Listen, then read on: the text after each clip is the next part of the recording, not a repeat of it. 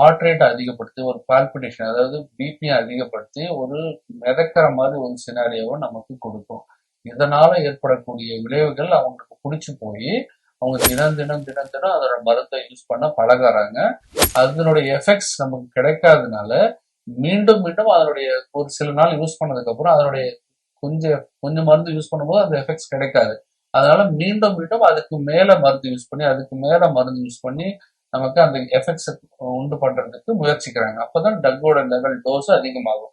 முக்கியமா கொக்கைனை பொறுத்த வரைக்கும் மோர் தென் 10 கிராம் பர் டே நம்ம யூஸ் பண்ணோம் அப்படின்னா அப்பதான் அந்த எஃபெக்ட் கிடைக்கும். தினம் தினம் அந்த எஃபெக்ட்ஸ் போயிட்டு அதிகமாயிட்டே போகும்போது 20 கிராம் 30 கிராம் அது மாதிரி ஏறிட்டு போகும்போது நமக்கு அதனுடைய டாக்ஸிக் லெவலும் ரொம்ப அதிகமாகும். உதாரணத்துக்கு பார்த்தோம் அப்படின்னா ஹார்ட் அட்டாக்கான சான்சஸ் வந்து ரொம்ப அதிகமாகும். ஏன்னா ஹார்ட் பீட் ரொம்ப அதிகமா இருக்கனால அது ஹார்ட் அட்டாக்கான விளைவுகள் ரொம்ப அதிகம். சடன் கார்டியக் அரெஸ்டும் ஏற்படும்.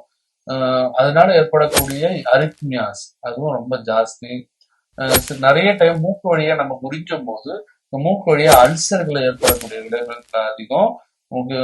அதிகமா பார்த்தோம் அப்படின்னா மூக்கு வழியா ஸ்கோப் வச்சு பார்த்தோம் அப்படின்னா இந்த கார்டிலேஜ் எல்லாம் கொஞ்சம் பர்ஃபரேஷன் கூட நமக்கு ஏற்படக்கூடிய ஆளுங்களை நம்ம பார்த்துருக்கோம். ஸோ முக்கியமா சீஷர் ரொம்ப அதிகமான யூஸ் பண்ணும்போது வலிப்பு வர்றதுக்கு ரொம்ப காமனா இருக்கும். இதெல்லாம் தான் main effects of the cocaine.